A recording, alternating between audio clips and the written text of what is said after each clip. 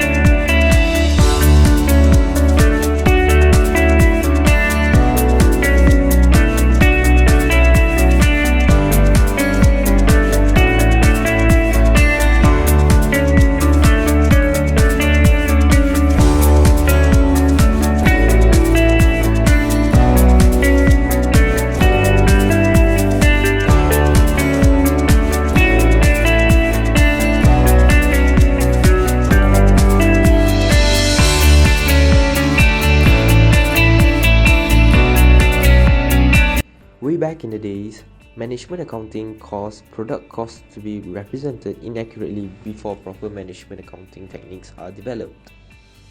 People back then apportioned costs evenly, so this resulted to inaccurate representation of what the product cost actually is. For example, if you have 4 types of product with a total cost of Rm1000 ringgit, the product cost will be apportioned evenly among 4 products with 25% each, meaning the 4 products will have a cost of 250 ringgit. In reality, different products may have different cost levels. This makes it impossible for us to blanket one thing with every product that we have.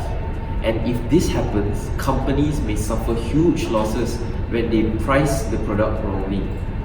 This is one of the problems that we can see in management accounting, and that is what has sparked the development of management accounting and the study of it in the modern times. Companies are faced with situation where they are charging the consumers less for a product that costs more. This kind of situation and problem is what sparked the movement of people back then to pursue proper management accounting development. When that is all said and done, we will then see why this effort became futile or orchestrated the downfall of management accounting.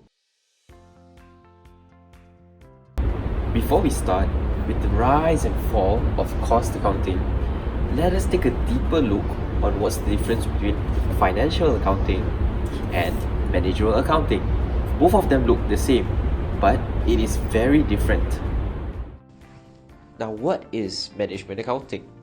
Basically, management accounting is also known as cost accounting, which is the process of identifying, measuring, analyzing, interpreting, and communicating information to managers for the pursuit of an organization's goal. The key difference between management accounting and financial accounting is that management accounting's information is aimed at helping managers within the organization to make decisions, which also we can say as having internal accounting standards, whereas financial accounting is aimed at providing information to parties outside the organization, which are confined to external standards. Hence, we can say that management accounting helps managers more than financial accounting.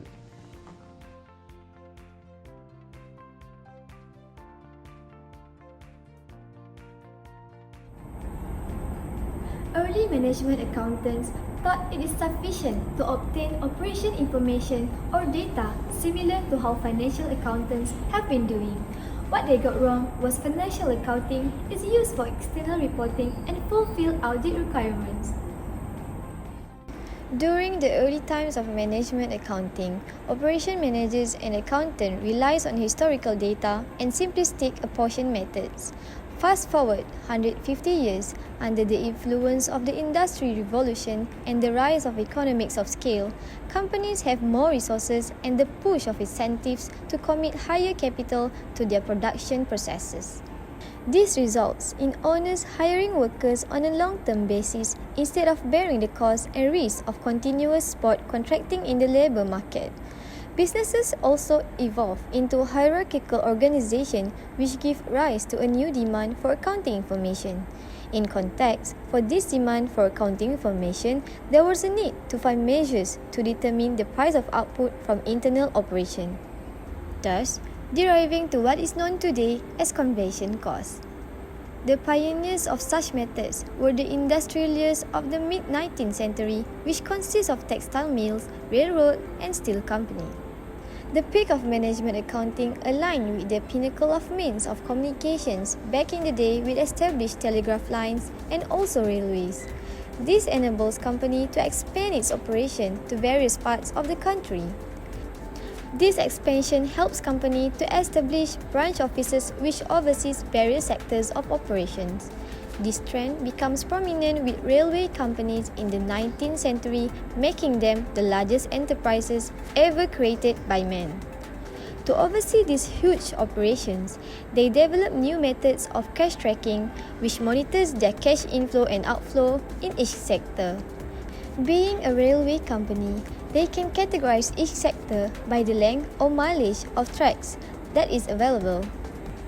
By extension, they can track how much money was used for a sector, which sparked the idea that is developed into a concept of cost per ton mile, the pioneering concept of activity-based costing. These organizations require information on the effectiveness and efficiency of their purchasing, pricing, and retailing activities. For these activities, measures such as gross margin by department and inventory stock turn were created. Fast forward to the last 2 decades of the 19th century, further advances in the technology of management accounting systems were made in conjunction with the scientific management movement. The brainchild of the scientific management engineers such as Frederick Taylor developed physical standards to account for labor and material usage in production and came up with labor hours per unit and materials per unit. Further down the line, the two bases are often combined with an allocation of indirect or overhead costs. This basis helps companies to accurately cost their products and greatly improve pricing decisions. This is when the standards that are available today was born. In the early decades of the 20th century, the accounting world witnessed the final major development in management accounting system. Aided by a multi-activity and diversified corporation, the world was introduced to the concept of return on investment, or we call it as ROI. The concept was initially developed and used by a multi-activity company, DuPont Powder Company.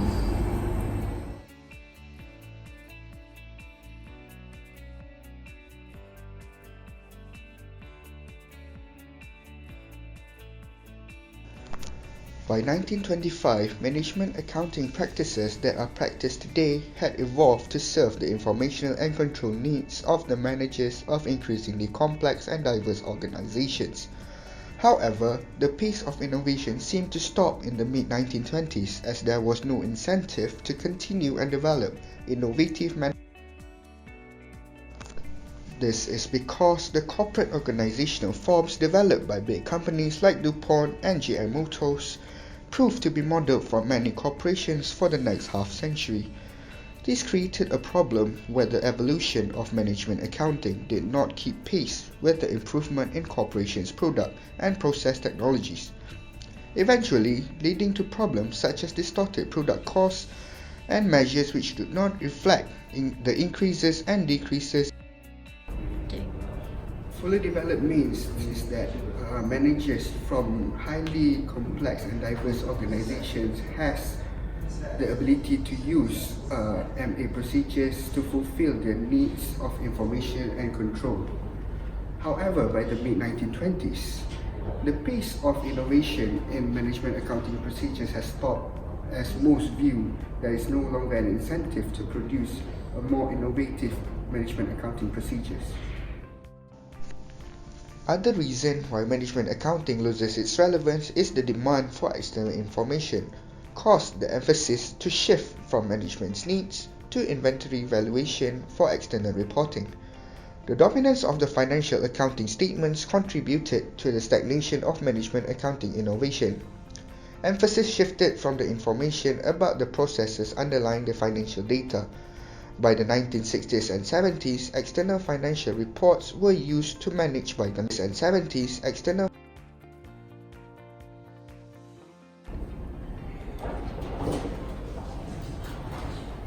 Oh, hi. I'll continue my part then. Moreover, auditors preferred conservative accounting practices and insisted that inventories be valued at objective, auditable, and conservative amounts. Auditors were concerned only with separating the cost of the period from the cost in the inventory. A key idea is that accurate product costs were not needed for financial reporting, as long as the total value recorded in the inventory was sufficiently accurate. Thus, simple methods are used to assign direct and period costs to products. Advances in technology also made it possible to allow real-time process control, and the cost of collecting data and providing prompt reports to production managers may have been lower than before. Thus, the decision by managers to not invest in management accounting systems may have been the correct economics in. We should have expected that investment in a more relevant and timelier management accounting system will happen. This is due to the expansion of corporations' product lines, changes in production technology, shorter product life cycles, shift in the global competitive conditions, and most importantly, as great advances in information technology have occurred over the years. But by the time these events unfold, the spirit and knowledge of management accounting system design that occurred throughout the 100-year period had gradually disappeared. Management accounting developed prior to financial accounting for external reporting as a result of management's demand for information. Management accounting remained relevant for management's needs for over 100 years before it finally became a branch to financial accounting after 1925 and lost its relevance. To simplify, the main point of Johnson and Kempton was trying to convey was management accounting was developed first and then forgotten.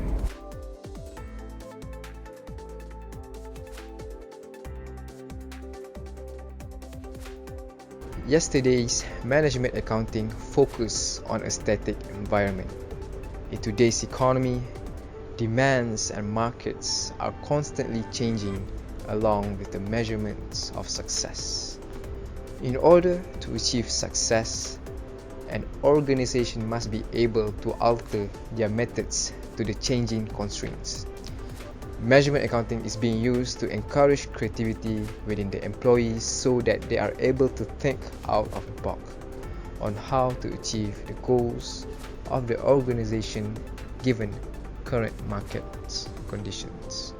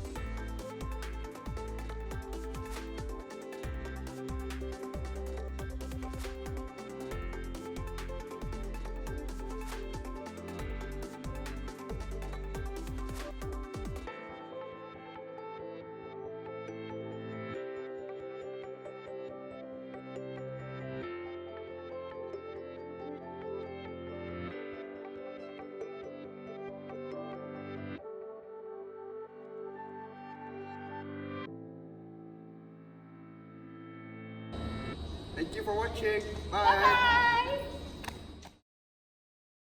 Out.